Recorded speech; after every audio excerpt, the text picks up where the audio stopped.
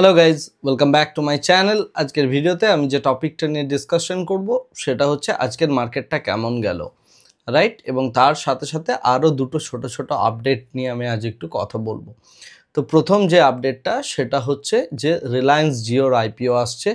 Total 55,000 কোটি টাকার IPO, অর্থাৎ 55,000 কোটি টাকার মতো টোটাল নেওয়া হবে। তো এটা একটা যথেষ্ট বড় আইপিও হিসাবে পরিগণিত হচ্ছে এবং টোটাল যে সাইজটা দেখা যাচ্ছে সেটা হচ্ছে যে টোটাল 11 লক্ষ কোটি টাকার মতো।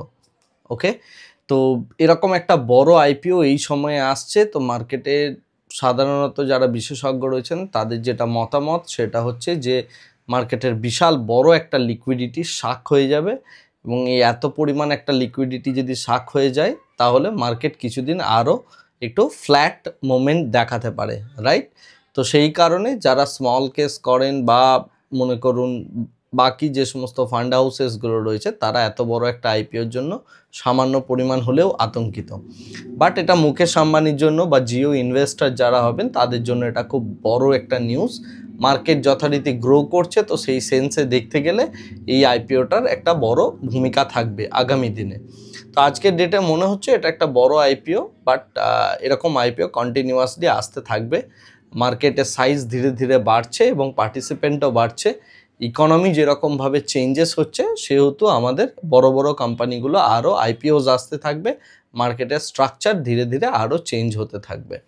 তো যাই হোক, এটা হচ্ছে একটা খবর। আর সেকেন্ড যেটা খবর সেটা হচ্ছে টাইটানকে এখন দেখা যাচ্ছে প্রত্যেক দিন মোটামুটি 2%, 3%, 4% করে ফল করতে, এবং এটা নিয়ে অনেকেই বা আমাকে জিজ্ঞেস করছিলেন যে অ্যাকচুয়ালি এই ফলের কী রিজন। বেসিক্যালি যে জিনিসটা দেখা যাচ্ছে সেটা হচ্ছে টাইটান যে বিজনেসটা করে, অর্থাৎ এই সোনা রূপো ইত্যাদি নিয়ে যে কারবার, অর্থাৎ জুয়েলারি বিজনেস, তার সাথে সাথে যে সমস্ত আরও বিজনেসগুলো করছে সেই প্রত্যেকটা জায়গাতেই দেখা যাচ্ছে তাদের যে প্রজেকশন রয়েছে সেটা মাত্র 9% একটা গ্রোথের প্রজেকশন টাইটান দেখাচ্ছে। তো 9% যদি গ্রোথ হয়, যেখানে ইন্ডিয়ার গ্রোথ স্ট্রাকচারও মোরলেস সেম, সেখানে একটা 80-85 এরকম পিইতে এই মুহূর্তে টাইটান ট্রেড করছে। তো এটা একটা ওভারভ্যালুড সিচুয়েশন বলে অনেকেই মনে করছেন এবং সেই কারণের জন্য টাইটানের মধ্যে একটা বড় ফল দেখা যাচ্ছে। যদিও টাইটান বিভিন্ন জায়গায় বিভিন্ন রকম ডিলস করছেন এবং ধীরে ধীরে ধীরে ধীরে নিজেদের যে বিজনেস স্ট্রাকচারটা আছে সেটাকে আরও বেশি মডিফাই করার চেষ্টা করছে টাইটান।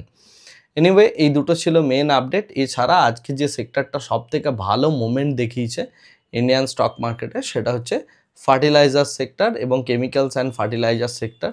সামনে যেহেতু মনসুন সিজন, একটা বড় চাষবাস ইত্যাদির যে সিজনটা রয়েছে পুরো ইন্ডিয়া জুড়েই, তার জন্যই এই ফার্টিলাইজার সেক্টরের মধ্যে আমরা এরকম একটা বড় র্যালি দেখতে পাচ্ছি। সেখানে ফ্যাক্ট থেকে শুরু করে আরও যে সমস্ত স্টকগুলো রয়েছে আরসিএফ বা ইত্যাদি যে সমস্ত স্টকগুলো রয়েছে প্রত্যেকটা স্টকই, জিএনএফসি ইত্যাদি প্রত্যেকটা স্টকই মোটামুটি ভালো একটা র্যালি দেখিয়েছে, রাইট? তো এটা হচ্ছে মিড ক্যাপের র্যালি এখনও কন্টিনিউ হচ্ছে, বাট লার্জ ক্যাপের ক্ষেত্রে যেহেতু টাইটান নিচের দিকে ড্র্যাগ করছে, তার সাথে এইচডিএফসি ব্যাংকের মতো বড় একটা স্টক ড্র্যাগ করছে, সেই সেন্সে নিফটির মধ্যে সেই কারণের জন্য বড় কোনো র্যালি দেখা যাচ্ছে না। নিফটি একটা ফ্ল্যাট স্ট্রাকচারের মধ্যে রয়েছে এবং ফ্ল্যাট একটা নির্দিষ্ট জায়গার মধ্যেই কিন্তু নিজের স্ট্রাকচারটাকে রেখে দিয়েছে, যে কারণে এই মুহূর্তে যদি আপনি বাটারফ্লাই বা এই টাইপের স্ট্র্যাটেজি করেন আপনি ভালো পয়সা বানাতে পারবেন কম্পেয়ার টু অপশনের অন্যান্য স্ট্র্যাটেজিগুলো, যেহেতু মার্কেট একদম সম্পূর্ণভাবে একটা ফ্ল্যাট মিউটেড স্টেটের মধ্যে রয়েছে। এখন যে র্যালিগুলো হচ্ছে সেই প্রত্যেকটা র্যালি এই মুহূর্তে মার্কেটে যে সমস্ত স্টকগুলোর মধ্যে র্যালি হচ্ছে সেই প্রত্যেকটা র্যালি হচ্ছে কিন্তু বাজেটের কথা ভেবে এবং তার সাথে নির্দিষ্ট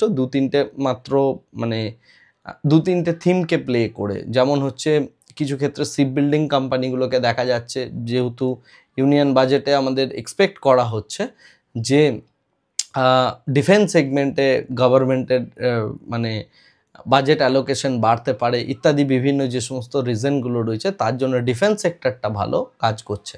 এবং তার সাথে হচ্ছে এই ফার্টিলাইজার, কেমিক্যাল এবং রেলওয়ে, এই স্ট্রাকচারগুলো ছাড়া বাকি আর কোনো সেগমেন্টেই সেরকম বড় র্যালি দেখা যাচ্ছে না।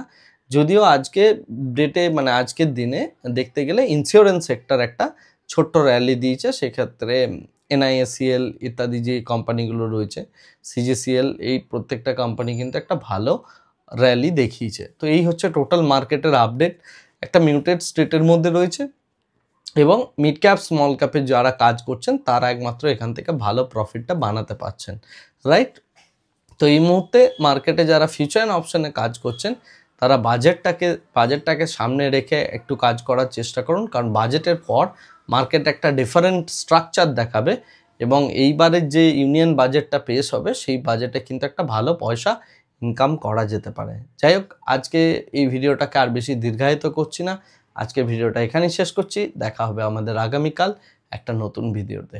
Thank you very much, bye bye, tata.